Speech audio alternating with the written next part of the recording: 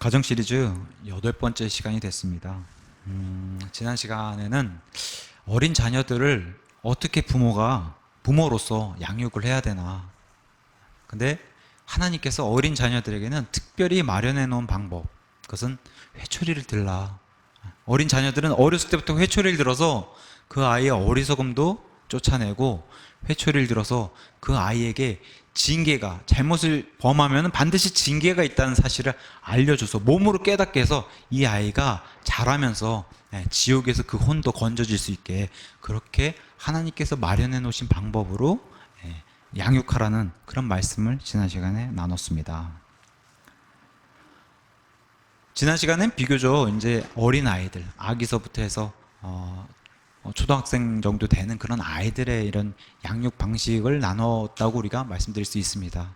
이미 그거 이상으로 자라게 되면은 청소년 이상, 또 장성한 어른이 됐으면은 벌써 이 회초리가 들지 않는 그런 나이에 접어들면 힘든 거예요. 이 교육 자체가 힘들다고 그렇게 지난 시간에도 말씀드렸습니다. 그래서 잠언 19장 18절 말씀, 아이에게 소망이 있을 때, 한번 가서 다시 한번 확인해 볼게요. 잠언 19장 18절 말씀, 제가 읽어드릴게요. 소망이 있을 동안에 내 아들을 징계하되 그가 운다고 내 혼이 아끼지 말지니라. 아이가 어렸을 때는 그래도 소망이 있다는 거예요. 하나님께 구원받을 수 있는 그 소망이 있을 때 그 아이들을 회초리로 징계해가지고 그 아이들을 지옥에서 구원받을 수 있도록 이렇게 징계를 하라는 겁니다. 그 아이가 거짓 눈물을 흘린다고 해서 봐주지 말고 하나님의 올바른 길로 회초리를 들어서 징계하고, 이런 방법으로 양육하라, 이렇게 이제 했어요. 그러면서 이 아이가 어릴 때는 소망이 있는데 이 아이가 장성하기 시작하고 회초리가 말을 듣지 않은 그런 나이대로 접어들게 되면은, 그때는 아이 스스로 하나님께 울부짖는 게 아니라 부모가 울어야 된다라고, 아이에게 소망이 떠났기 때문에 그때는 부모가 울어야 된다라고 지난 시간에 말씀 나눴습니다. 근데 그렇다고 우리가 부모된 입장으로서 아이가 장성했다고, 아니면 또는 이제 부모를 떠나서 아이가 독립을 해가지고 가정을 꾸렸다고 해서 부모 입장에서는 포기할 것인가? 결코 그럴 수 없잖아요. 자식을 포기한, 정상적인 부모라면 자식을 포기한 부모가 있어요. 그죠? 우리 아이의 구원 또는 우리 아이의 믿음이 어떤지를, 부모는 늙어 죽을 때까지 내 아이가 걱정돼야 되는 게 정상일 겁니다. 그래서 아이에게 그런 소망이 없어졌다고 하더라도 어떻게 해요? 아이에게 계속적으로 하나님 말씀을 전달하고 해야 될 의무가 부모에게 있다라고 성경은 말을 하는 겁니다. 죽을 때까지 포기할 수 없는 거예요. 자녀 문제 같은 경우는. 그죠? 이 세상에서 잘 먹고 잘 사는 것도 우리가 자녀에게 걱정이 돼가지고, 저희 어머니도 그래요. 제가 늘 여전히 걱정이 돼가지고 늘 조심 운전해라. 오늘도 어저께도 밤에 또 문자 보내셔가지고 졸음 운전하지 말고 조심해라.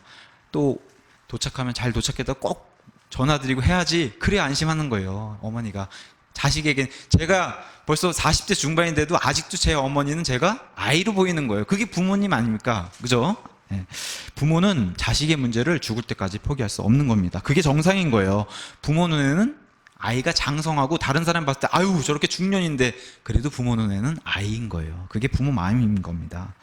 자, 성경은 징계를 하지 않으면 내 아이가 아니라 그랬어요. 그죠? 사생한 거예요. 내 아이가 아닌 거예요. 내 아이기 때문에 징계하고, 내 아이기 때문에 사랑의 잔소리도 할 수 있는 거예요. 그죠? 다른 아이에게 이런 얘기 할 수 없는 겁니다. 내 아이기 때문에. 성경은 더 나아가서 뭐라고 얘기해요? 내 아이에게 이런 사랑의 잔소리도 안 하면은 그건 그 자녀를 사랑하는 게 아니라고 했어요. 그죠? 아이에게 회초리를 대지 않으면은 그 아이를 사랑하지 않는 거라고 성경이 진리로 알려주었습니다. 제가 이 가정 시리즈를 시작하면서 이 모든 문제가 단순히 결혼해서 가정을 꾸리고 애를 낳아서 이렇게 식구를 늘리고 하는 게 단순한 문제가 아니라, 하나님 눈에서 또 영적인 걸로 봤을 때는 이 전쟁이라고 얘기했어요. 전쟁. 치열한 겁니다. 이게 보통 일이 아니라고 말씀드렸습니다. 그래서 내 아이를 하나님께 인도하지 못하면은 마귀에게 뺏기는 거예요.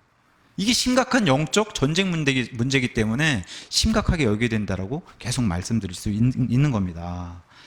그래서 성경은 계속해서 자녀를 어렸을 때부터도 마찬가지고, 아이가 커서 장성한 청소년, 청년이 됐다고 해도 그 자녀의 교육의 1차적인 의무는 부모가 진다. 이거를 성경이 계속해서 얘기를 하고 있습니다. 그래서 최소한 내 자녀가 최소한 구원은 받게끔 해야 된다는 겁니다. 구원은 받게끔 하도록 뭐예요? 최선을 다하라는 겁니다. 부모가 죽을 때까지 최선을 다해야 되는 거예요. 뭘 알려줘야 된다는 거예요? 하나님의 계획을.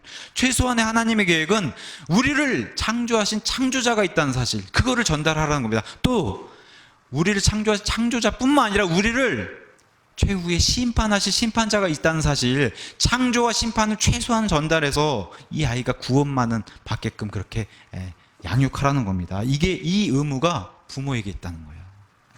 오늘도 어깨가 무거워지시죠? 다행히도 하나님은 결과를 보진 않아요. 결과가 중요하면 너무 좋겠지만 하나님의 방식은 결과를 중요시하기보다는 과정을 중요시 보세요. 하나님은. 자, 사도 바울이 복음을 온 세상에 전하면서 유대인들이 계속 대적하잖아요. 복음을 안 받아들이고. 그런데도 사도 바울은 하나님의 모든 계획을 알렸어요. 그들이 받든지 안 받든지. 그러면서 뭐라고 얘기해요? 나는 당신들의 피에 무죄하다. 뭐예요? 최선을 다했다는 거예요. 자식을 양육하는 것도 똑같다는 겁니다. 최선을 다해서 알려줄 수 있을 때 알려줄 수 있을 만큼 하나님의 계획을 전달하고, 그러고서 예수님 앞에 회개보고한 날 예수님으로부터 내가 너의 과정을 다 안다, 수고했다, 이걸 들을 때까지, 이렇게 들을 수 있을 정도로 최선을 다하라는 거예요. 자식 문제에 대해서는. 근데 우리가 낙성 목사님도 그렇게 얘기했어요. 세상에 아이가 뭐 잘 먹고 애를 낳아서 학교를 어떻게 보내고 공부를 어떻게 시키고 돈을 얼마나 벌고 이런 데는 사실 부모들이 굉장히 관심을 많이 갖는데, 이렇게 영적인 문제에는 관심을 그렇게 깊이 안 갖는다는 거예요. 미국도 그렇고 사실 우리나라도 마찬가지인 것 같아요. 그런 문제는. 근데 우리가 정말로 이 성경을 믿는 성경신자라고 한다면은 이걸 더 중요하게 생각해야 되는 거예요. 그죠? 이걸 더 중요하게 생각하고, 아이의 문제에 있어서는 우리도 부모의 입장으로서 예수님 앞에 가서 그 아이를 어떻게 키웠냐에 회개복을 해야 된단 말이에요. 우리도. 그 사실을 잊지 말라는 겁니다. 오늘 나눈 내용도 참 어깨가 무거워진 내용이에요. 부모로서 제가 자식의 입장에서 부모를 순종하라, 사실 이런 내용을 하고 싶지만 그거보다도 부모가 먼저예요. 순서가 부모가 먼저 본이 돼야 되기 때문에 오늘 부모 얘기를 또 꺼낼 수밖에 없었습니다. 오늘 내용도 참 힘든 내용이지만 자녀보다 우리가 잘해야 되는 거예요. 부모가 더 잘해야 된다. 언제까지? 죽을 때까지. 그죠? 자녀 문제는 죽을 때까지, 죽을 때까지, 하나님 부르시는 그날까지 이걸 해야 되는 겁니다.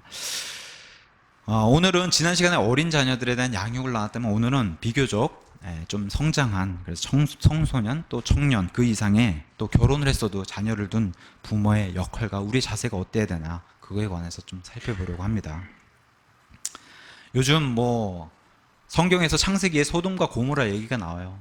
그때는 비교적 그 도시만 타락한 그런 도시로 나왔어요. 그때는. 근데 지금은 온 세상이 소돔과 고모라예요. 청년으로 살기가 너무 힘든 세상이다, 우리가 그렇게 충분히 알 수 있습니다. 시편 119편 9절, 유명한 구절이에요. 이런 구절이 있습니다. 청년이 무엇으로 자기 길을 깨끗하게 하리이까? 주의 말씀에 따라 자기 길을 조심함으로 하리이다. 너무 유명한 구절입니다. 청년이 주의 말씀에 따라서 자기 길을 조심하게, 이렇게 하나님을 두려워하는 그 마음으로 걸어야 하는데, 사실 어렸을 때부터 주님의 교육을 받은 아이는 이 말씀이 충분히 적용될 거예요. 해당도 되고. 근데 어릴 때부터, 아니면은 이런 교육을 받지 못하고 자란 그런 청년이나 그런 자녀에게는 이 말씀이 효력이 없을 겁니다. 이런 것을 배울 수 없었기 때문에. 그렇다면 부모의 책임이 지금 어떻게 작용을 해요? 여전히 이 말씀이 적용될 수 있도록 만들어야 한다는 겁니다. 내 자녀를 주의 말씀, 그분을 두려워할 수 있도록 만들어야 된다. 그 의무가 부모에게 있다는 겁니다. 여전히. 왜 그러냐? 시편 127편 3편은 계속해서 이렇게 말을 합니다.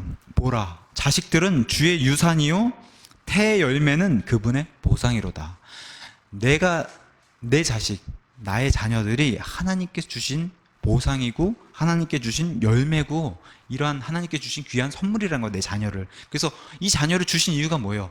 이 자녀랑 같이 해서 마귀도 능히 싸워서 영적으로 이기고, 이 자녀를 하나님께 인도하고 세상에서 빛과 소금의 역할을 하는 이런 의무를 다 부여해 주셨는데, 이런 거에서 손을 놓고 있다, 그런 부모들이 많다는 겁니다. 사실 우리에게 주어진 책임이 굉장히 큰 거예요. 자녀를 맡겨주셨으니까 하나님께서. 그래서 낙성 목사님이 이런 말씀하셨어요. 우리는 자녀를 구원해 줄 수 없어요. 우리에겐 그런 능력이 없잖아요. 우리가 무슨 능력으로 자녀를 구원해요? 우리는 자녀를 거룩하게 할 수 없어요. 그런 능력 없어요. 우리는 하나님을 사랑하게 만들 수 없어요. 자녀가. 그리고 하나님뿐만 아니라 우리 부모조차도 부모를 사랑하게도 만들 수 없어요. 그렇게 강제할 수 없어요. 근데 이런 얘기를 드릴 수 있습니다. 자녀가 반드시 알아야 할 것은 우리가 가르칠 수 있다. 부모로서. 가르치고 난 뒤에 자녀가 무슨 선택할지는 그건 자녀의 몫이라는 거야. 거기서는 우리가 자유롭다는 거야. 하지만 알려줘야 할 책무가 우리에게 있고 그것을 자녀가 배우게 해야 할 그런 의무가 있다는 거예요. 그 뒤에 자녀가 선택하는 건 그건 자녀의 몫이라는 거예요.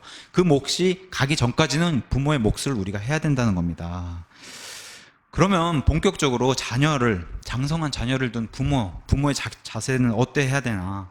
오늘 본문 다시 한번 디도서 2장으로 가서 오늘 본문을 놓고 본문을 한 절 한 절 한번 살펴보겠습니다. 오늘은 이 본문 자체가 원래는 디도라고 하는 목회자를 통해서 그 성도가 연로한 성도들이 비교적 젊은 성도들을 가르쳐야 되는 그런 본문인데 이 본문 자체가 기본적으로 성도의 자세고 그 성도 이 자세가 고스란히 가정 안에서도 우리의 젊은 또 자녀들을 교육시켜야 되는 게 이 안에 다 들어있기 때문에 오늘 본문을 이렇게 잡았습니다. 그래서 요 연로한 남자와 젊은 여자, 젊은 남자를 다 부모와 자녀로 놓고 보면 이 본문이 잘 참고하시면 좋을 것 같습니다. 자, 1절. 오직 너는 건전한 교리에 합당한 것들을 말하여서 이렇게 해서 성도를 가르치고 그 성도들이 가정에서 부모가 자식들을 이렇게 가르치도록 그렇게 만들라는 겁니다. 건전한 교리라고 있어요. 하나님의 교리입니다. 하나님의 건전한 교리를 가르쳐야 된다는 겁니다. 세상 이야기 그런 거 가르치라는 게 아닙니다. 돈 잘 벌고 어떤 옷을 입어야 된다는 이런 패션을 가르친다든가 연예인 얘기, TV 드라마, 영화 얘기 이런 거 가르치라는 게 아니라 세상을 어떻게 살아야 하는지 젊은 사람, 청년의 입장으로 아니면 젊은 사람의 입장으로 어떻게 세상을 살아야 하는지를 알려줘야 된다는 겁니다. 부모로서. 즉 뭐예요? 하나님께서 원하시는 것은 영적인 것을 가르쳐야 된다. 부모가. 그게 하나님의 건전한 교리에 합당한 것들을 자녀들에게 알려줘라. 이렇게 시작하게 된 겁니다. 본문이. 성경, 특히나 하나님은 분명히 말씀하세요. 자녀들이 무엇을 배우기를 원하는지를 분명히 성경 말씀 통해서 우리에게 알려주고 있는 겁니다. 영적인 것들을 가르치라는 겁니다. 하나님의 성품을 전달하라는 겁니다. 그렇게 해서 아이들이 그 하나님의 성품을 배워서 구원받고 하나님의 성품대로 생활할 수 있도록 그렇게 부모가 가르치라는 겁니다. 성경은 단 한 번도 우리가 이 땅에서 돈을 많이 벌어가지고 한국은행이든 아니면 세계에서 가장 큰 은행이든 그 앞에 서가지고 제가 돈을 어떻게 벌고 어떻게 많이 벌었습니다. 이런 거 회계보고 하라고 알려주지 않아요. 그죠? 이런 거 얘기한 적도 없습니다. 성경은. 성경은 예수 그리스도 우리의 구원자, 창조자이시자 구원자이신 예수 그리스도 앞에 반드시 설 날이 있고 그 앞에서 회개 보고할 날이 있다. 이것을 잊지 말라는 겁니다. 자식을 어떻게 키웠냐의 그 얘기도 예수 그리스도 앞에 가서 회개 보고할 날이 있기 때문에 이거를 꼭 잊지 말라라고 성경 계속해서 우리에게 얘기를 하는 겁니다. 그래서 우리가 아이들을 어떻게 양육했는지를 낱낱이 회개 보고할 날이 있다. 그것을 잊지 말라는 겁니다. 그래서 건전한 교리에 합당한 것들을 자녀에게 알려줄 의무가 부모에게 있다는 겁니다. 2절. 연로한 남자들이 맑은 정신을 가지며 신중하고 절제하며 믿음과 사랑과 인내에서 건전하게 하라. 하나님을 첫째로 두라는 겁니다. 세상이 첫째가 아니라 하나님을 첫째로 두라는 겁니다. 그분은 항상 오르시다. 이것을 아이에게 입력시키라는 겁니다. 그 길로 걸어야만 이 땅의 복뿐만 아니라 하늘의 영적인 복, 사실 이 땅의 복이 비교가 됩니까? 사실 이 무게로 놓고 봐도 사도 바울이 얘기했잖아요. 비교가 안 되잖아요. 이 땅의 이 고난이 가벼울 정도로 이 땅에 받는 복하고는 비교 자체가 안 되잖아요. 하늘의 영적인 복으로 영원한 것을 받는다고 하는 이런 사실, 이런 축복을 받는다는 것을 알려주라는 겁니다. 자녀에게. 그러면서 성경 계속해서 오늘 본문에만도 맑은 정신이라는 단어를 3번이나 넣었어요. 성경에 나오는 맑은 정신이라는 단어는 사도 바울만 쓰는 단어예요. 사도 바울만 썼어요. 성경에 총 11번이 나옵니다. 그 중에 오늘 본문에 3번이 나와요. 그 정도로 맑은 정신을 유지하는 게 중요하다. 우리가 황사가 오면 뿌얘지잖아요. 그죠? 안개가 끼면 뿌얘지고, 그러면 맑게 멀리 못 내다보지를 못하잖아요. 마찬가지라는 거, 영적인 이 시선조차도 맑은 정신을 유지해야 되는데, 쉽게 말하면 맑은 정신을 가서 영어 단어로 가서 살펴보면 be sober라고 돼 있어요. 그건 뭐냐? 술 취하지 말라는 거예요. 그게 맑은 정신을 유지하라는 겁니다. 오늘 본문에 특히 술에 대한 금지, 이 맑은 정신을 유지하는 그 내용을 알기 쉽게 술에 대한 금지에 대해서 본문에서도 알려주고 있는데, 술 취하지 않는 것의 반대가 맑은 정신을 유지하라는 거예요. 술 취하면 자기 몸을 가눌 수도 없잖아요. 뭐 저는 예전에 술을 많이 먹어서 이런 거를 많이 충분히 이제 이해를 하는데, 술을 아예 안 드신 분들은 그걸 잘 모르실 거예요. 근데 뭐 우리가 뭐 지나가는 뭐 술 취한 이런 취객 같은 걸 봐도 자기 조절이 안 되잖아요. 컨트롤이 안 되잖아요. 자기 몸 자체가. 그렇게 하지 말고, 그러면 자기 의지대로 행동도 못 하니까 술 취하지 않는 게, 그게 맑은 정신을 유지하는 거라고 성경이 이렇게 우리에게 알려주는 겁니다. 그래서 여기서 잠깐 술에 대해서 이제 짚고 넘어가면은, 술 취한 정신, 성도가 술을 선택하는 거 자유예요. 하나님이 그런 자유도 주셨어요. 그죠? 술을 먹는 것도 성도의 자유이긴 한데, 성경에서는 대부분 술이 부정적인 의미로 쓰여요. 술을 먹고 싶은 사람들이 자꾸 예수님도 술을 마셨다고, 포도주 마셨다고 자꾸 그렇게 주장하는 것 뿐, 전혀 안 그래요. 예수님은 이 땅에서 술을 드신 적이 없으세요. 다 신선한 포도즙을 드셨던 거지, 성경에서 천주교에서 만든 것처럼 포도주를 마신 적이 없습니다. 오히려 성경은 포도주를, 잠언 20장 같은 데 보면 아예 성경에서 포도주에 대해서, 술에 대해서 이렇게 경고를 줘요. 이게 정확한 성경의 교리입니다. 포도주는 조롱하게 하는 것이고 사람을 이렇게 만든다는 거예요. 독주는 날뛰게 한다는 거예요, 사람을. 그래서 누구든지 그것들로 말미암아 속는 자는 지혜롭지 아니하리라. 사실 술 자체를 먹는 것은 큰 죄가 아니라고 얘기해요. 근데 우리가 다 알다시피 술을 얼만큼 먹어야지 취하지 않는 것이며, 또 술을 마셨을 때 이 술로 인해서 벌어지는 범죄들이 너무 많잖아요. 세상에서도 술 먹고 벌어지는 범죄가 얼마나 많아요. 그러니까 저는 말씀드릴 수 있는 게, 성도로서 술은 금하는 게 좋다. 저는 이렇게 권장드립니다. 성도로서 술을 그만. 그리고 믿지 않는 사람들에게도 좋게 안 보여요. 이 성도가 내가 성경대로 믿겠다고 하는 사람인데 같이 술자리 하는 것 자체는 저는 사실은 권하지 않는다, 이렇게 말씀드릴 수 있습니다. 그래서 이런 술 취하지 않는 그런 것이 바로 맑은 정신이다. 이걸로 이제 디도에게 사도 바울이 시작하면서, 부모도 마찬가지라는 거야. 자식들에게 이런 모습을 보면 자식들도 고스란히 그 길을 따라서, 부모를 따라서 술을 먹는 그 길로 간다는 거예요. 그러지 말라는 겁니다. 그러면서 신중하고 절제를 해야 된다. 신중하고 절제해야 된다.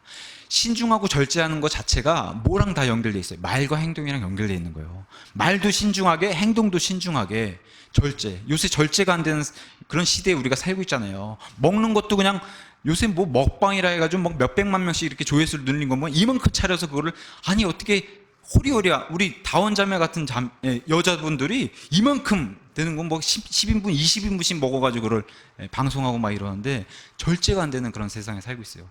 뭐 소비도 과소비죠. 쇼핑도 과소비. 그죠? 이런 세상에 살고 있는데, 그리스도인은 이러면 안 된다. 부모로서 먼저 이런 본을 보여야 된다는 겁니다. 말과 행동. 자식들에게도 말 먼저 꺼내고서 행동 안 하는 이런 모습, 자녀들이 얘기는 안 해도 지켜본다는 겁니다. 부모의 행동과 말을. 이런 것에서 조심하라는 겁니다. 에베소서 6장 4절에 얘기하잖아요. 이런 것들을 부모가 말을 했는데 그걸 행동이 따르지 않는다든가, 이렇게 되면 자식들을 노엽게 만드는 일이라고 했어요. 자식들이 그거를 눈여겨 지켜보고 있다는 겁니다. 그래서 이런 것들을 만들지 않게 하기 위해서는 말과 행동에 신중하고 절제함이 있어야 된다, 이렇게 얘기를 하는 겁니다. 그러면서 믿음 안에서, 사랑 안에서, 인내 안에서 어떻게 돼요? 건전하게 만들라.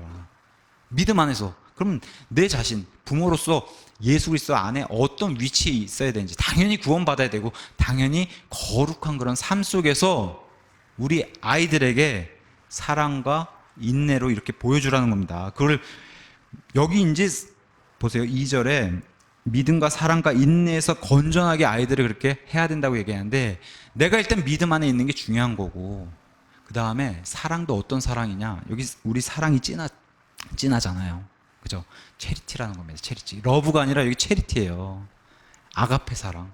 그래서 그 아가페 사랑은 고린도전서 13장에 나온 것처럼 불의를 보고 참지 못하는 것도 사랑이에요. 그러니까 자녀를 대할 때 회초리를 안 든 것을 사랑하지 않는다라고 잠언에서 말씀하신 말씀하고 그대로 연결이 돼요. 내 자녀를 사랑한다면은 회초리를 대야 되고, 내 자녀가 장성했다고 하면은 최소한의 이 자녀가 어떤 생각을 품고 있는지, 어떠한 것을 요새 관심을 두고 있는지를 부모로서 깊숙이 관여해가지고 관심 있게 보고, 더 이상 매가 안 들잖아요. 그럼 어떻게 해요? 대화로 해야죠. 대화로 해야 되는 거예요. 대화로. 더 이상 매가 안 들기 때문에 자녀와의 대화를 해서 부모로서 뭐 사과할 것이 있으면 정중하게 자녀에게도 내가 그동안 이러지 못했던 것 사과하기도 하고 해서 자녀와 이런 대화라는 것, 대화로 해서 하나님께로 인도해야 될 거 아니에요. 어떻게든. 그런 일을 하라라고 이제 오늘 본문에서 시작해서 보여주는 겁니다. 이러한 본을 먼저 보여야 된다는 거예요. 3절. 연로한 여자들, 여기 계속 아버지와 어머니로 놓고 보시면 돼요. 연로한 여자들도 그와 같이 하여 뭐예요? 똑같이 엄마들도 어머니들도 맑은 정신과 신중하고 절제하고 믿음과 사랑 안에서 건전하게 자녀들을 이렇게 교육하라는 겁니다. 그와 같이 하고 여기 더해서 거룩함에 합당하게 처신하도록 그렇게 가르치라는 겁니다. 자녀들을 거룩하게 합당하게 처신하도록 하고 거짓으로 비난하지 말고, 그죠? 자녀들 앞에서 맨날 거짓말하는 모습을 보이면 자녀들이 뭘 보고 배우겠어요? 똑같이 그 거짓말에서 세상에 와서 거짓말하는 거 배우지 않겠어요? 그런 거 하지 말라는 거예요. 믿는 사람이라면 거짓으로 비난하지 말고 자기를, 여기 나오죠. 많은 술에 내주지 말라고. 그러니까 이것을 들으면 또 어떤 사람은 그래요. 아, 그럼 여기 많은 술이라고 했으니까 적은 술은 괜찮습니까? 뭐 다시 한번 말씀드리지만 술은 선택하는 것은 자유예요. 심지어 하나님은 지옥도 자기 스스로 선택할 수 있도록 우리에게 자유의지를 주셨어요. 그게 최고의 가치예요, 하나님의. 다만 저는 믿는 성도라고 한다면은 저는 술을 가까이 대지 않는 게 좋겠다, 그렇게 말씀드립니다. 왜냐, 여기도 성도들이 술을 대는 사람들이 많기 때문에 이렇게 목회 서신을 통해서 알려주고 있는 거예요. 부모가 그런 모습을 자식들에게 보이면 당연히 그 자식들도 동일하게 술을 입에 댈 수밖에 없다. 그 당연하잖아요. 부모를 보고 배울 수밖에 없으니까, 자식들은. 그래서 이런 것들은 안 하는 게 좋겠다, 이렇게 다시 한번 말씀드립니다. 술을 많은 술에 내주지 말고 선한 것들을 가르치는 자가 되게 해라. 다시 한번 무슨 얘기를 하는 겁니까? 부모가 먼저 본이 돼야 된다는 거예요. 본이 돼야. 사실 딴 거 없어요. 여기서 얘기하는 건 뭔 가서 얘기를 직접적으로 안 해도 매일매일 삶으로 보여주라는 거예요. 행동으로 보여주라는 겁니다. 사실 이 말씀 자체가 우리의 성도의 기본 요건이면서도 가정 안에서도 이것을 자녀에게 매일매일 삶으로, 행동으로 보여주라는 겁니다. 어떤 자녀는 우리를 보고 배우고 양육해서 큰 자녀들이 예수 그리스도를 높이는 사람으로 크는 자녀들이 있고, 이에 반해 어떤 자녀는 잘못 양육받아서 교회를 미워하고 기독교를 미워하고 핍박하는, 그렇게 자라나는 그런 자녀가 있다는 겁니다. 어떤 자녀들은 구원을 기뻐하고 교회에 덕이 되고 복이 되고 이렇게 자라나는 자녀가 있는 반면에, 어떠한 자녀들은 교회에 근심이 되거나 아니면 교회에 걱정만 끼치거나 아니면 교회를 대적하는 이러한 자녀로 자라나는 자녀가 있다는 겁니다. 그래서 이렇게 부정적인 자녀가 양육받지 않도록 먼저 부모가, 사실 여기 부모들이 먼저 해야 되는 행동 지침들이 다, 부모가 먼저 거룩해야지 자녀들에게도 너희가 거룩하게 살아야 된다라고 얘기할 수 있지 않습니까? 그죠? 먼저 부모들이 다 이렇게 먼저 하라는 겁니다. 그래서 부모의 말이 거룩하고, 부모들이 입에서 나오는 말이 거룩하고 성경적이어야 되는 거예요. 교회에서 나가서 일주일 6일 동안 세상에서 생활할 때는 세상적인 말하고 막 이렇게 거친 얘기들이 입에서 나가면 아이들도 똑같이, 장성한 아이들도 그걸 보고 똑같이 그렇게 한다는 겁니다. 세상의 말투, 그런 거 쓰지 말라는 거예요. 그런 거 쓰면 안 되는 겁니다, 우리는. 제가 더 과한 말씀 드릴까요? 세상에서 예수님처럼 말씀하셔야 돼요. 예수님처럼 말씀하셔야 돼요. 자녀들 앞에서 당연히 그래야 되는 거예요. 그래야지 자녀들이 아버지나 어머니를 대적하려고 하다가도 뭔가 이렇게 틈을 보이지 않으면 자식들도 어쩔 수 없다는 거예요. 뭔 틈이 있어야죠. 흠을 잡히지 말라는 겁니다, 자식들에게도. 그러면서 또 뭐라고 해요? 선한 것들을 가르쳐야 된다라고 얘기하는 겁니다. 선한 것들을 가르치라. 더 쉬운 말로 바꾸면 좋은 것들만 가르치라는 겁니다, 자식들에게. 근데 사람 보기에 좋은 것들이 아니라 하나님 보기에 먼저 좋은 것들을 가르치고, 하나님 보기에 좋은 것이면은 당연히 사람 보기엔 좋다는 겁니다. 근데 사람만 보기에 좋은 거 가르치면은 그것은 우리가 종교 행위, 또 천주교에서 말하는 불쌍한, 구원받지 못했었는데 구원받지 못한 상태에서 그냥 가난한 사람 도와주고 구원받지 못한 이런 불쌍한 사람이 되지 말고, 그것은 세상에서 말하는 선행, 사람이 보기에 좋은 것이지, 일단 구원받는 게 중요하죠. 그러니까 하나님 보시기에 선한 것, 좋은 것, 이런 것들을 가르치라는 거예요. 자, 선한 것들 제가 한번 열거해 볼게요. 사랑, 그죠? 하나님이 주신, 만드신 좋은 것들입니다. 선한 것입니다. 사랑, 기쁨, 그죠? 좋은 것들이죠. 평안함, 하나님과의 화평, 이런 것들 선한 것이에요. 이런 것들 가르치라는 거예요. 은혜, 긍휼, 진리, 이런 것들이 하나님께서 만들어 놓으시고 주신 선한 것들이라는 겁니다. 근데 이런 것과 반대되는 것, 게으름, 험담, 수근수근 되는 거, 이런 것들을 세상에서 부모가 하게 되면은 자식에게 이런 것들이 그리고 우리가 다 살아봐서 알지만 좋은 것보단 나쁜 것을 훨씬 빨리 배워요. 그죠? 그죠? 악한 사귐은 선한 습성을 부패시킨다 그랬어요. 우리가 견인하는 그런 리더 역할을 해야 되는데 우리가 끌려가는 것도 많다는 거예요. 이런 것들을 하지 말고 선한 것들을, 하나님의 좋은 것들만 자녀들에게 가르치라는 겁니다. 부모가 하는 것을 보고 젊은 자녀들이 보고 배우게 된다는 거예요. 젊은 자녀들 장성했어도 모든 말과 행동 자체가 교육이라는 겁니다. 교육.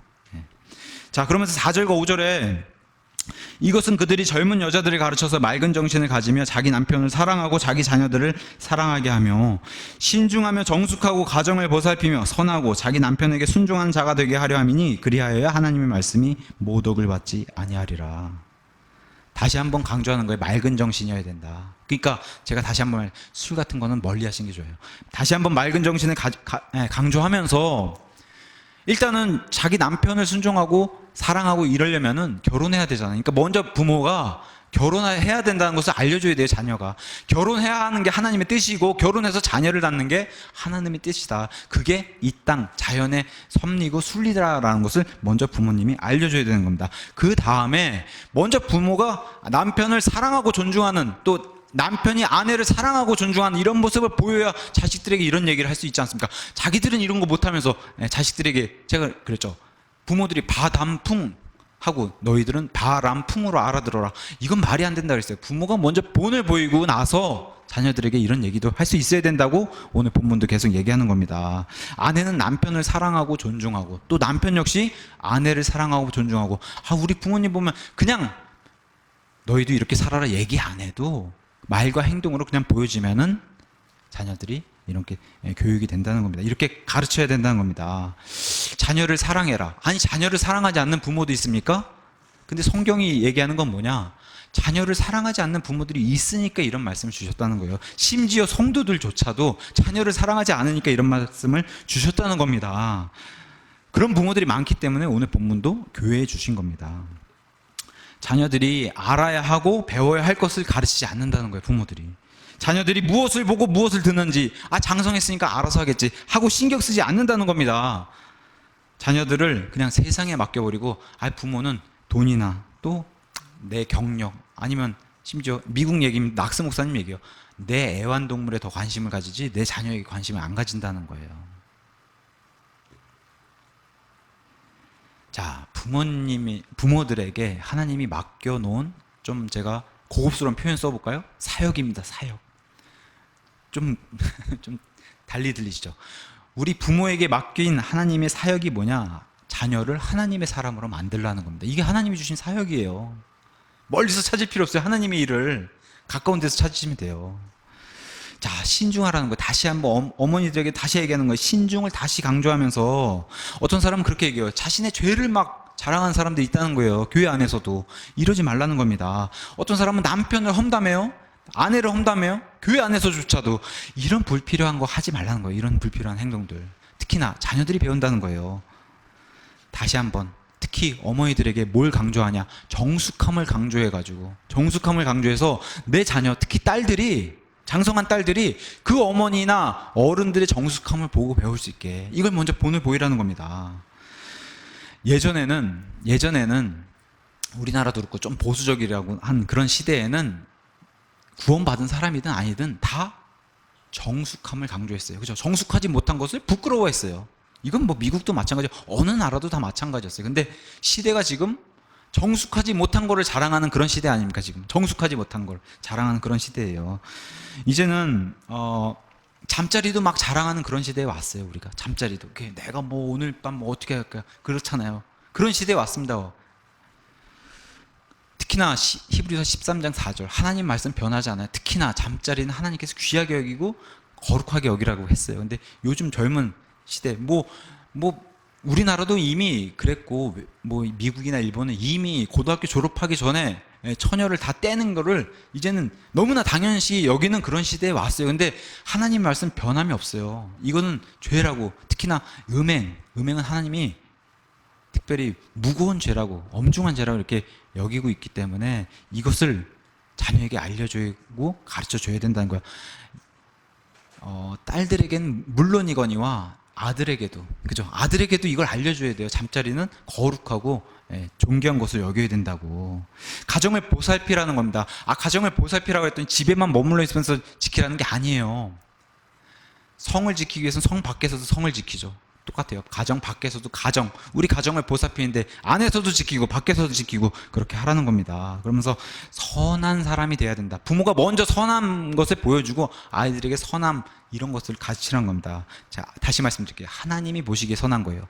하나님이 보시기에 좋은 것들을 가르치라는 겁니다. 그래야지 사람도 선한 것을 보기 좋은 것을 사람도 그렇게 여길 수 있다는 겁니다. 그래서 어떤 사람은 하나님의 선한 걸 추구했더니 세상에서 너무 촌스럽게 됐습니다. 우리가 이렇게 얘기하는 사람도 있다고 얘기해요. 근데 결코 하나님 편에서는 촌스러운 게 아니다. 그죠? 이 세상의 모든 외형, 패션은 다 지나가게 돼 있습니다. 우리가 외형적으로 꾸미고 육신의 정욕으로 이렇게 추구하는 것들은 다 지나가게 돼 있어요. 그죠? 유행이 계속 바뀌듯이 하나님의 말씀 진리는 결코 변하지 않는다. 패션과 세상의 패션은 다르다는 거예요. 절대 촌스러운 게 아니다. 우리가 사람들 앞에 그렇게 보일지언정 하나님 앞에 그렇게 안 보인다는 겁니다. 이래야만 하나님 말씀이 모독받지 않는다는 거예요. 우리가 흔히들 다 벗고 나와가지고 노래 부르고 춤추고 하는 가수가 어느 날 뭐 기독교 TV 봤더니 저는 하나님을 믿는 사람입니다. 이런 거 너무 본다는 거예요. 낙성 목사님은 가증스럽다는 거예요. 이런 사람들이. 뭐 미국에도 그런 사람이 너무 많으니까. 자기는 맨날 사람 쑤시고 죽이고 악역만 전문으로 하는 그런 배우가 선한 얼굴로 나타나가지고 저는 하나님 믿는 사람입니다. 이건 뭐가 잘못됐다는 거예요. 이건 하나님을 모독시키는 거라는 거예요. 만약에 하나님을 정말 믿는 사람이면 배역도 섬세히 자기가 살펴보고 이런 거는 내가 하지 말아야겠다 하고 거부를 했어야 된다는 겁니다. 내가 하나님 믿는 사람이라면 특히나 청소년과 아이들이 따라하잖아요. 가수들이 막 벗고 나오면은 그런 거 하지 말라는 거예요. 그런 게 하나님 말씀에. 그러고서 밤에 잘 때 성경 읽는다고 TV에서 자랑하고 이러지 말라는 겁니다. 그게 하나님 말씀을 모독하게 하는 거라는 겁니다. 그러니까 겉과 속이 다르고 위선자의 모습을 보이는 게 하나님 말씀을 모독하게 만드는 거랍니다.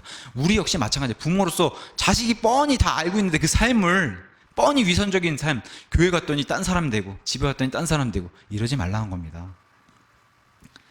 삶은 악하고 그냥 하나님 말씀은 불순종하는데 입에서는 주님을 찬양합니다. 이러면 소용없다는 얘기입니다. 그러면서 6절에 젊은 남자들도 아들들에게도 이와 같이 권면하여 그죠? 신중하고 절제하고 선한 것들을 가르치면서 똑같아요. 또 맑은 정신으로 생각하게 아들도 그렇게 가르치라는 겁니다. 맑은 정신이 이 정도로 중요해요. 하나님 말씀이 뿌옇고 뭔가 이렇게 환상 가운데서 이렇게 술 취한 듯이 그렇게 오지 않는다는 겁니다. 하나님은 항상 맑은 정신으로 하나님과 교제하기 원하신다는 거예요. 그래서 아들에게 들은 맑은 정신을 권하게 하고 이렇게 가르치고 7절에 모든 일에서 내 자신을 선한 행위의 본으로 보이며 교리에서 부패하지 아니함과 신중함과 성실함을 보이라는 겁니다. 우리가 그리스도인이라고 만약에 세상에서 입증할 수 있어야 한다면은 뭘 보여줘야 되냐? 선한 행위입니다. 선한 행위. 좋은 행위, 선한 행위. 그냥 행위 아니에요. 그리스도인이라고 해도 우리 안에서 악한 행위도 나올 수 있어요. 그죠? 구원받았다 해도 우리 안에서 나오는 악한 행위는 하나님께 모독이 되는 거예요. 뭐가 입증할 수 있냐? 선한 행위. 그래서 좋은 열매입니다. 좋은 열매. 우리 안에서도 나쁜 열매가 나올 수 있어요. 부패된 썩은 사과가 우리 안에서도 나올 수 있어요. 그런 거 말고 좋은 사과, 좋은 열매, 선한 행위가 내가 그리스도인이란 입니다라고 입증할 수 있는 그런 증거라는 겁니다. 그 얘기를 오늘 여기서 하는 겁니다. 그래서 본이 돼야 된다. 맑은 선한 행위의 본이 돼야 된다. 이렇게 부모가 먼저 본을 보이면은 자식들이 이걸 보고 배우게 만들어야 된다라고 이렇게 얘기하는 겁니다. 그러면서 교리에서 부패하지 않아야 된다고 얘기해요. 그러니까 부모가 먼저 부패하기 전에 교리를 알아야지 뭐 부패가 되고 말고 할 거 아닙니까? 그러니까 부모가 먼저 성경을 알아야 된다는 거예요. 성경. 그래서 성경을 배우고 연구하는 자세. 그죠? 하나님이 예수님이 명령하신 성경을 탐구하라 그랬잖아요. 성경을 탐구하라. 성경을 배우고 연구하는 그런 자세를 가져야 된다는 겁니다. 그 다음에 둘째, 그 교리가, 그 하나님의 건전한 그 교리가 부패되지 않도록 내 스스로가 조심하고 두려워하는 마음으로. 그래서 부패되지 않고 교리가 내 안에서 변형이 되면 안 돼요. 내 마음대로 성경 교리를 갖다가 내 마음대로 내 식대로 해석하지 않도록.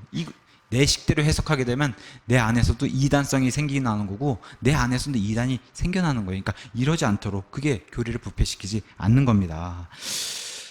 제일 좋은 건 사실은 자녀들이 배울 수 있는 제일 좋은 것은 가정에서 예배드리는 게, 아버지를 아니면 또 어머니와 함께 이렇게 가정에서 예배드리는 게 원래는 가장 좋아요. 믿는 가정에서는. 교회에서 예배드린 거 외에도 일주일에 한 번씩 가정에서 예배드리는 게 참 좋은 그런 일인데 사실 요새 이런 가정들 찾기가 힘들죠.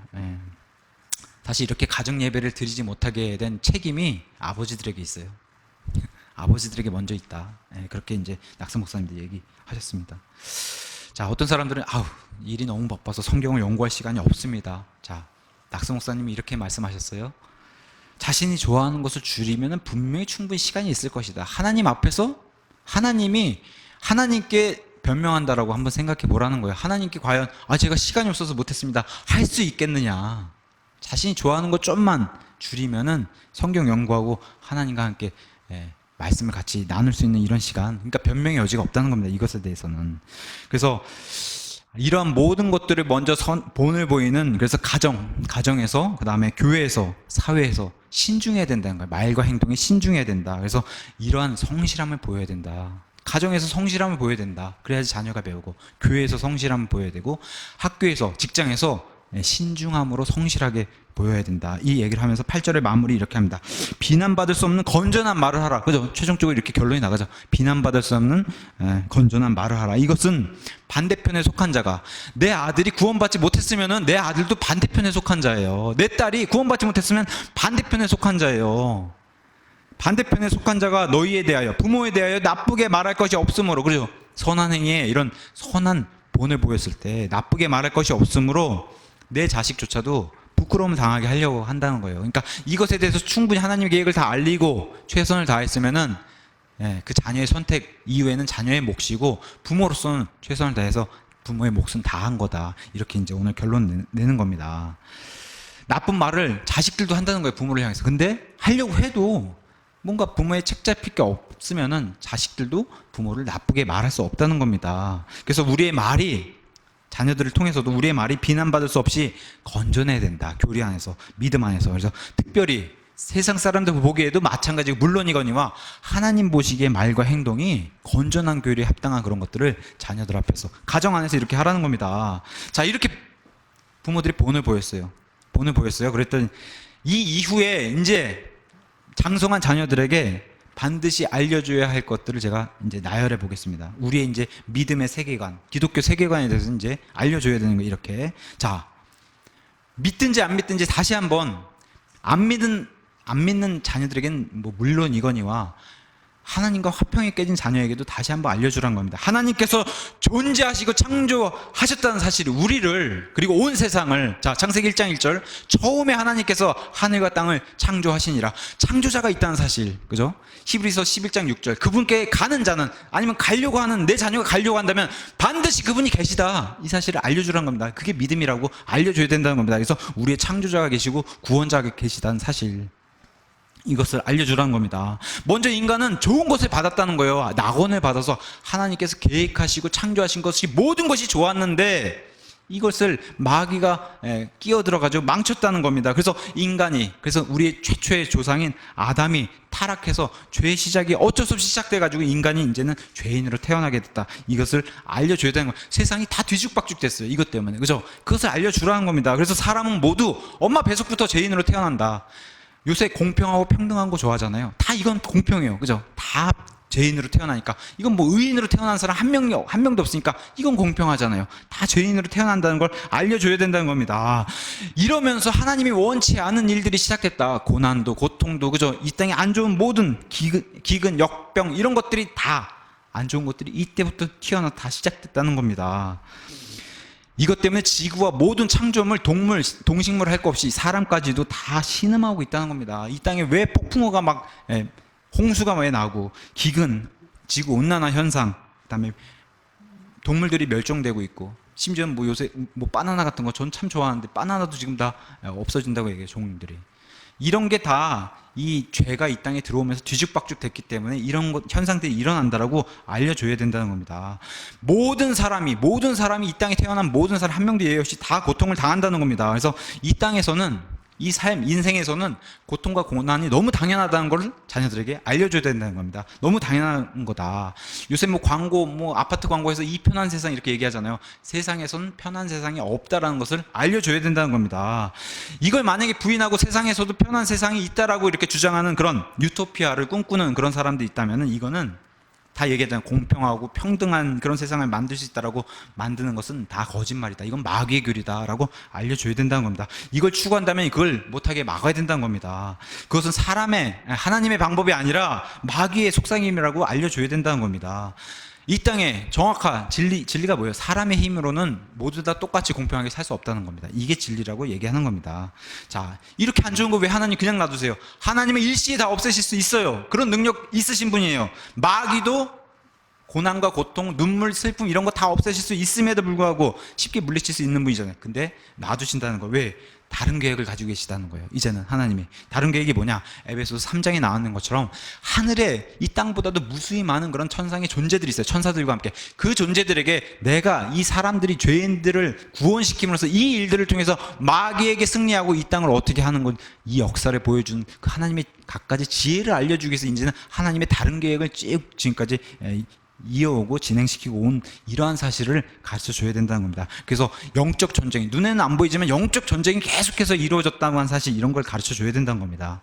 인류 역사가 성경에서 말하는 인류 역사는 6천년 됐다라고 그렇게 말을 합니다. 그래서 하나님 편에서는 근데 이 전지전능하신 분에게는 6일밖에 안 지났다는 사실 이것을 알려줘야 된다는 겁니다. 그래서 반드시 하나님의 뜻이 바로 서는 그날이 있다.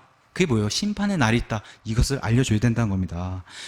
참 이 땅에 이런 죄 문제가 들어와서 사람들이 어찌해야 할 바를 몰라요. 그러면 하나님께서 마련해 놓으신 너무 좋은 방법이 있다는 것도 이 죄 문제를 해결하기 위해서 하나님께서 직접 사람의 몸을 입고 내려와서 이 땅에서 우리를 위해서 피를 흘려주시고 십자가에서 돌아가신 예수 그리스도라는 이름, 다 이제 이름만 알지 않습니까? 이분이 계시다고 한 사실 이런 거 알려줘야 된다고 합니다. 우리의 고통을 이분이 대신 짊어지셨다. 그래서 이분을 믿는 믿음만 가지면은 이 모든 것을 너에게 영원한 삶까지 다 주신다고 한 사실.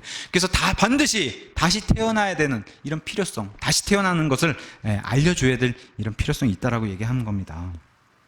디모데후서 3장 14절과 15절에 가서 보시면 디모데가 어릴 때부터 할머니로부터 어머니로부터 거룩한 성경 말씀을 통해서 구원을 받았다라고 이렇게 얘기해요. 그러니까 성경 말씀으로 이것을 확증할 수 있고 성경 말씀을 통해서 하나님 말씀으로 구원받을 수 있다는 사실 이것을 알려줘야 된다는 겁니다. 예수님이 우리를 위해서 죽었어요. 묻히셨어요. 부활하셨어요. 이게 성경이 말하는 복음입니다. 이 복된 소식을 믿기만 하면은 구원이 이루어진다는 사실 이런 거 알려줘야 된다는 겁니다. 자, 구원을 받았어요. 우리 자녀들도 구원을 받았는데도 불구하고 이 땅에서 더 큰 고통이 기다릴 수도 있다. 이것도 알려줘야 돼요. 예수님 분명히 이 땅에서 큰 환난들이 너희가 세상에선 큰 환난을 당할 터이나 내가 세상을 이겼다. 예수님 편에 있으면 예수님 때문에 우리가 핍박을 당할 수 있다고 하는 이 사실도 알려줘야 된다는 겁니다. 사도 바울은 많은 환난을 거쳐서 하나님 왕국에 들어갈 수밖에 없다고 알려줬습니다. 우리에게.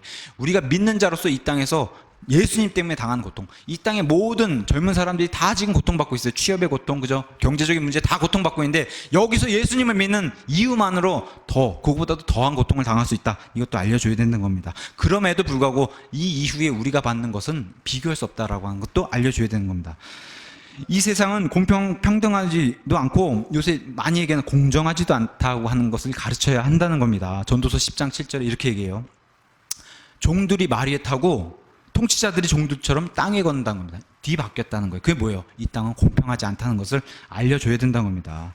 악한 자들이 번영할 때도 많아요. 의로운 자들이 고난받을 때도 흔해요. 이 땅에서는 선한 행위를 했는데도 보상받지 못하는 경우도 많다는 겁니다. 이걸 알려주라는 겁니다. 죄를 지은 사람이 벌을 받지 않는다는 것도 이 세상에서 흔한 일이라고 알려줘야 된다는 겁니다. 다시 한번 말씀드리지만 이 땅이 영원하지 않다. 그럼에도 이 땅은 영원하지 않다. 하나님께서 영원한 세상을 시작하실 때 반드시 하나님의 뜻이 바로서고 이 땅에 이런 잘못된 것들을 바로잡을 날이 있다. 이것을 알려줘야 된다는 겁니다. 사무엘기 상 17장 가서 보시면 다윗과 골리앗의 싸움이 등장해요. 우리 다 알잖아요. 다윗과 골리앗의 싸움. 자, 골리앗을 뭐라고 부르냐? 투사라고 불러요. 투사. 영어로는 챔피언이라고 부릅니다. 챔피언. 성경에서는 챔피언이 딱 3번 등장해요. 챔피언이라는 단어가 사무엘기상 17장에. 그 얘기는 뭐예요? 챔피언이 좋은 뜻이 아니라는 거예요. 자녀들에게 뭘 알려줘야 되냐? 이 세상에서는 항상 승자가 될 필요는 없다라고 알려주셔야 돼요. 그건 결과로 놓고 보는 거예요. 그건 뭘 보시냐? 과정을 최선을 다했으면 결과가 안 좋더라도 과정을 최선을 다하는 걸 가르치라는 겁니다. 세상에서 꼭 반드시 승자가 돼서 남을 밟고 일어서지 않아도 된다는 것을 알려줘야 된다는 겁니다. 챔피언이라는 단어가 좋은 단어로 쓰이지 않았다는 사실, 그것을 좀 기억하면 좋을 것 같아요. 창세기 3장에 가서 보시면 죄를 범하고 난 뒤에 아담은 아내 핑계를 댔어요. 아내는 마귀 핑계를 댔어요. 세상에서 잘못을 범했을 때 이런 변명을 해도 소용이 없다는 걸 알려줘야 된다는 겁니다. 잘못을 하면은 책임을 딴 사람에게 떠넘기는 것은 옳지 못한 것이라고 알려줘야 된다는 거예요. 세상을 사랑하면 그 안에 아버지를 사랑한 것이 없다라는 것을, 그러니까 세상에 너무 동화되지 않도록 이런 것을 가르치라는 겁니다. 세상에서 빛과 소금의 역할은 하되 세상 시스템까지 내가 껴안아가지고 세상 물들지 않게 하라는 겁니다. 세상은 빌립보서 2장 21절에 이렇게 얘기합니다. 세상은 각 사람이 자기 일만, 2장 21절에 이렇게 얘기해요. 모든 사람이 자기 일을 추구하고 예수 그리스도의 일들을 추구하지 아니한다고 얘기했어요. 그게 뭐예요? 세상은 각 사람이 자기 일들만 생각하지 남의 일들을 그렇게 관심 두고 생각하지 않는다는 거예요. 그러니까 내 자녀들이 세상에 나왔을 때, 사회에 나갔을 때 남들이 자기를 존중하지 않아도 상처받지 말라는, 이걸 알려줘야 되는 겁니다. 상처받지 말라고. 세상 사람들은 각 사람의 일들을 더 중요하게 생각하지 너희를 더 존중하지 않을 수 있다, 이런 것을 알려주라는 겁니다. 그러면서 그러나 너희들은 2장 4절에 이렇게 얘기해요. 각 사람이 자기 일들만 돌아보지 말고 너희는 그리스도인이라면, 그리스도인 가정이라면은, 그리스도인 자녀라면은 각 사람이 남의 일들도 돌아보자. 세상 사람들은 자기 일하기 바쁘지만 너희는 그러지 말고 남의 일도 돌아보라, 이렇게 얘기하는 겁니다. 그러면서 우리가 이제 부모로서 본을 잘 보이고 해줄 수 있는 말, 자녀들아 주 안에서 부모에게 순종하라. 이때서야 나오는 거예요. 주 안에서 부모에게 순종하라. 근데 중요한 게 뭐예요? 주 안에서. 일단 구원은 받아야 된다는 거예요. 구원 받고 부모에게 순종하는 게 중요하다라고 얘기하는 겁니다. 주 안에서 순종하는 게 중요하다. 그러면서 세상에서도 이렇게 부모에게, 가정에서도 부모에게 이 질서에 순종하는 이런 자를 이렇게 가르쳐야 되고, 이렇게 가르침 받은 아이들이 나와서 세상에서도, 직장에서도 이런 질서에 순응할 수 있게, 또 사회에서도, 학교와 교회에서도 자기 위의 권위에 순종할 수 있게 이렇게 가르치라는 겁니다. 요새 인터넷 카페 어떤 가보면 한두 달 일하고 편의점 점주를 골탕 먹이는 방법, 월급을 어떻게 빼내는 방법, 이런 걸 공유하는 그런 세상이에요. 요새는 이런 거를 배우지 못하게 열심히 일해서 땀 흘려서 돈을 벌 수 있게 이런 것을 알려주라는 겁니다. 자기 자녀들에게. 그리고 믿는 자녀라면 반드시 로마서 14장 12절의 말씀처럼 너희는 반드시 그리스도 심판석 앞에 서는 날이 있다. 예수 그리스도 앞에서 너 스스로가 1대1로 회개해보고, 그래서 너가 가지고 있는 그 인생의 통장을 예수님 앞에 다 찍어내서 입출금을 다 하는 그날이 있다라고 내 자녀에게 알려줘야 된다는 겁니다. 혹여 내 자식이 아직 구원받지 못했어요. 그럼 뭘 알려줘야 돼요? 영원한 지옥의 심판을 알려줘야 된다. 계시록 21장 8절 말씀. 그러나 두려워하는 자들, 믿지 않는 자들과 가증한 자들과 살인자들과 음행을 일삼는 자들과 마법사들과 우상 숭배자들과 거짓말하는 모든 자들은 불과 유황으로 타는 호수에서 자기 몫을 받으리니 이것이 둘째 사망이니라. 일로 들어간다고 알려줘야 되는 겁니다. 신명기 6장의 말씀처럼, 이스라엘에게 말씀드렸잖아요. 너희는 자녀들에게 부지런히 알려주라. 앉을 때든지 걸을 때든지 일어설 때든지 잘 때든지 일어날 때든지 부지런히 알려주라고 얘기하는 겁니다. 조그만 아이였을 땐 이런 것을 매일 알려줄 수 있지만 어쨌든 아이가 장성하면 이런 걸 알려줄 수 있는 기회가 상대적으로 적을 거예요. 그럼에도 어떻게 돼요? 기회가 있을 때마다 알려주라는 겁니다. 가르쳐야 된다는 겁니다. 하나님 말씀이 절대적인 진리라는 사실을 알려줘야 되는 겁니다. 그 진리를 절대로 부끄러워하지 말라고 알려주라는 겁니다. 결론에 말씀드리겠습니다.